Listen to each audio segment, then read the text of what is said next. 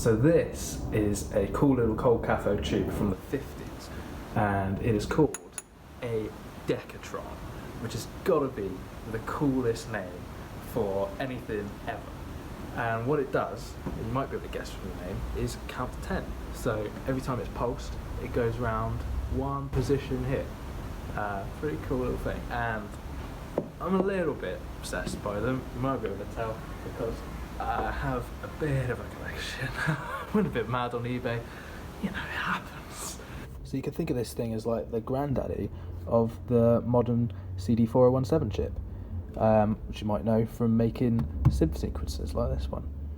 All it's doing is just stepping through the steps, same as that.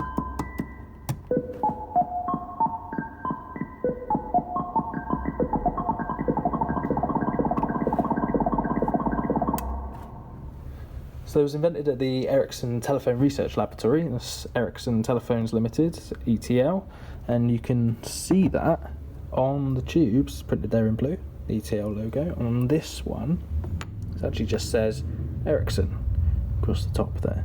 It was their brand name for the type of tube, but it just became the generic term. They were made by all sorts of people, including Baird Atomic here. And as you can see from this beautiful Baird Atomic Handbook of Counting Tubes at quite a steal, there was a few different types. So they varied mostly by how fast they could run and how many of the 10 positions were actually available on the output pins here. This one's a selector, slightly different shape, and all of the outputs are available here, which can be handy. Some of them were filled with different gases. These ones are filled with neon, which gives it this lovely orangey glow. The original GC10As, very rare, they were filled with helium, and this lovely modern Russian one is filled with argon, which gives it a nice purple glow.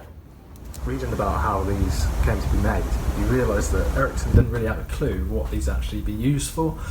They just trusted that some clever person would come along and do something good with them, and they did, and they ended up in all sorts of stuff like Geiger counters, but most famously in the Harwell DEKATRON computer, or otherwise known as which stands for Wolverhampton Instrument for Teaching Computing from Harwell.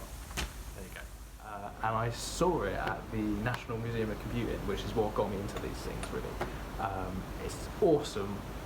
Oldest working computer in the world. And you walk into the room and there's a load of relays, cut back and all these spinning around, and it's impossible not to fall in love with it.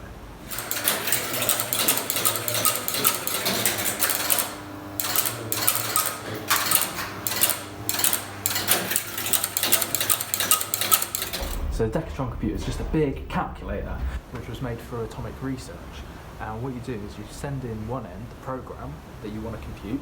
You punch that on tape, 5-hole paper tape, just like this, like they used to use for teletypes. And then the relays, they all start clicker-clacking.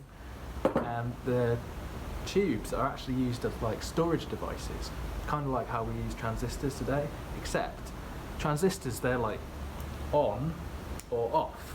They're binary, and they've got 2 states. Whereas these bad boys, they're decimal. They can count to 10. So that makes the Harwell DEKATRON a very rare example of a decimal computer, and it counts like us on our fingers, which is pretty cool. It is pretty slow. An actual human computer, which is literally what people were called who did the calculations before they had computers. That's where the name computer comes from, is the job title. They could keep up. But the trouble is they get a bit tired after 24 hours of constant math. I get a bit tired after 24 seconds. So they needed that because you don't want to start making mistakes when you're working out sums to build a nuclear reactor. So if you do get a chance to go to the National Museum of Computing in Bletchley Park, definitely check it out. It's one of my favourite places. And they got the Turing-Milchman bomb and Colossus computer as well. So we're not going to make an entire computer today, but we are going to make this little spinner here, which just demonstrates how the tubes work. Are actually quite useful because if you are going to use them as a computer, in a calculator, the digits, the positions are stuck in one position for a while, and they tend to get like a little bit sticky. So you need to spin them up every now and again just to recondition them. I should say that if you touch the wrong thing in this, it will definitely kill you. So don't give this a go if you don't know what you're doing, yeah? And you might ask, Mitch, do you know what you're doing? I don't really know, no. But let me be the idiot, yeah? I'll be the idiot, and you don't have to be. We're going to need some stuff. We got resistors. I've only got these stupid 3 watt ones, which are massive when you compare them to the 1/4 watt normal ones, but that's what we got. So capacitors, fuse holder, fuses, gland for the back of this, the actual mains cable, and we've got a nice clear case, went with plastic because there's less chance of killing yourself, and this awesome stuff, tag board, kind of old school strip board I guess it is, before they made PCBs. So let's get a basic overview of the circuit. It's pretty simple but pretty cool, especially this bit here, which is a Villard Cascade, which was invented by a cool dude named Heinrich Greinhacker, and clearly I can't say his name properly, so I'm going to ask my German partner to pronounce it nicely now. Heinrich Greinhacker. He invented this cool thing, which is a voltage multiplier, and yeah, it multiplies the voltage, as if 240 volt coming out the wall is not enough, yeah? You got, basically what happens is it comes in to the wall, you got alternating current, which means you've got 0 voltage here, and it swings either side, so it goes positive peak, negative peak. It does that multiple times a second. You got the negative coming in here, you got the positive coming in this side, and you've got these things here, diodes. What they do is they only let current go through one way. So here you've got the symbol there, you've got an arrow. If it comes in this way, it'll let it through with the direction of the arrow. If it tries to come in this way, it'll block it. So you can directionalise the way that the current goes to these capacitors here. Capacitors store electricity.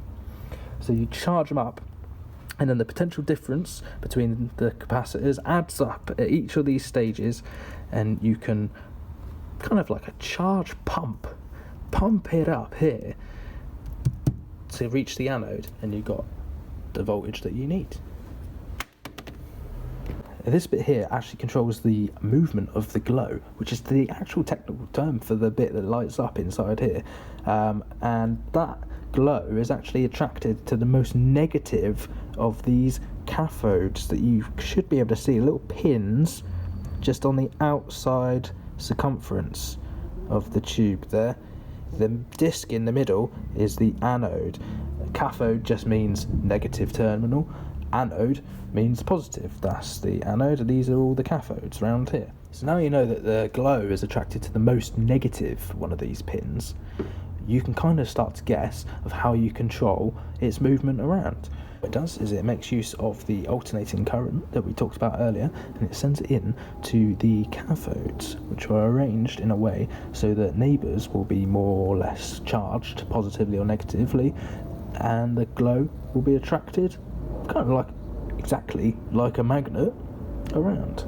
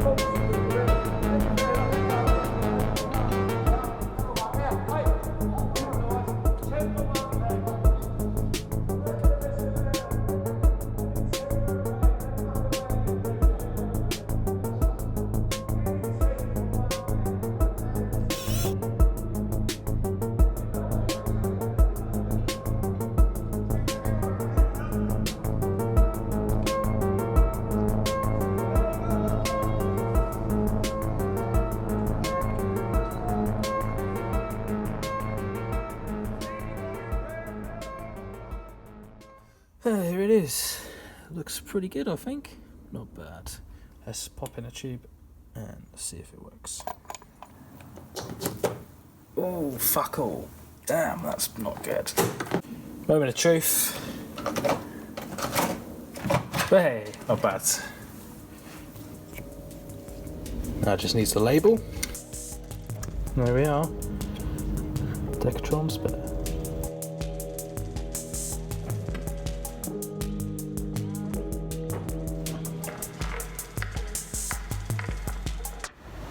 So if you want to find out a bit more about how these work, Mike's Electric Stuff has an awesome section on his website detailing that. Tube tester, that's a good one. I'll put a few links down there. And if you want to support this, to get more videos and content and really support the projects that I'm trying to work on, because I really need some support on this, you can subscribe on the Patreon. Thank you very much. You know, like and subscribe and bell, yeah, all that stuff.